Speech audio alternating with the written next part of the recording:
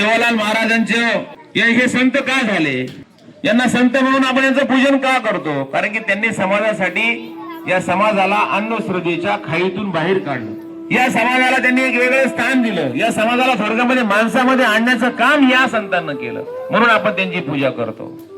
या संत सेवालाल महाराजांची काही वचन आहेत, एक 10 ते 12 वचनं त्यांनी सांगितलेली. त्यांचं म्हणणं होतं, एवढी वचनं जरी माझ्या समाजानं पाळली तर माझा समाज काय होईल, सुधरेल, विकसित होईल, त्याचा विकास होईल.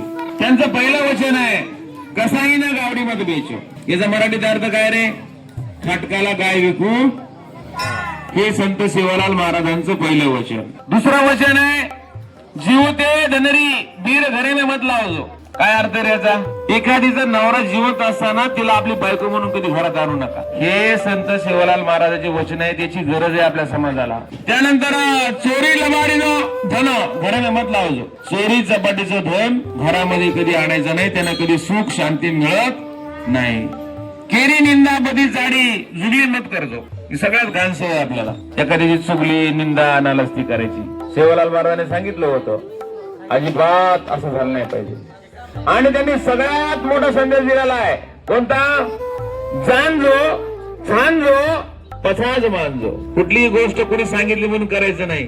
तिला देव लय चांगला आहे, ह्याला लय बोकड कापलं की हे होते, त्याला ते केलं की ते होते. नाही, जाणजो. जाणजो म्हणजे जाणून घ्या. त्याच्या मागचं काय कारण मीमांसा जाणून घ्या. त्यानंतर छानजो म्हणजे काय? आपण चहा कसा चालून घेतो, गाळून घेतो. छानजो, छानजो म्हणजे त्याच्यावर अभ्यास करा. हे आपण का करायला लागलोय, आणि नंतर त्याला माना.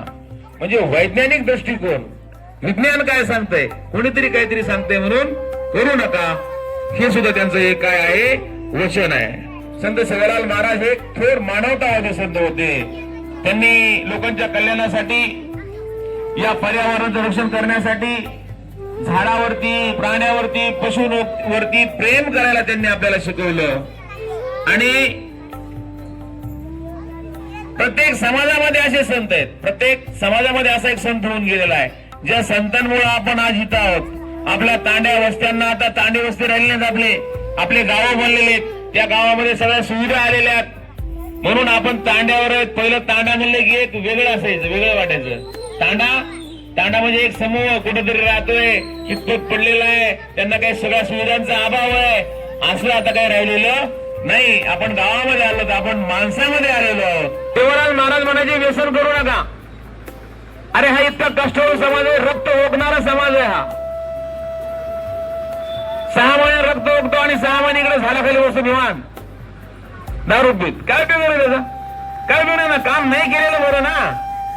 त्याच्यामुळं हा जो तरुण वर्ग आहे, हे तरुण मित्र मंडळी, यांच्या हातामध्ये या सगळ्या गोष्टी आहेत. आणि शिक्षणाच्या प्रवाहामध्ये जर हे सगळे आले, शिकले, यांना दारूचे परिणाम, दुष्परिणाम काय असतात हे माहित कधी होणार आहे? शिक्षणाच्या प्रवाहामध्ये आल्यानंतर. अर्ध्यावरती 7वीला, 8वीला, 9वीला, 10वीला शाळा सोडल्यानंतर हे काही माहित होत नाही ना.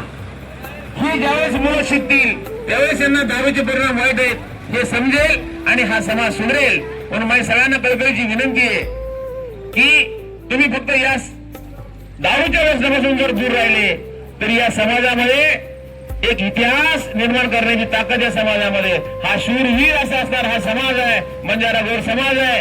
या समाजानं फक्त दारूचं व्यसन जर दूर ठेवलं तर हा खूप बलशाली असा समाज आहे. हा समाज सत्तेमध्ये स्वतःचं अस्तित्व निर्माण करू शकतो, परंतु दारू सोडल्याशिवाय काही होणार नाही.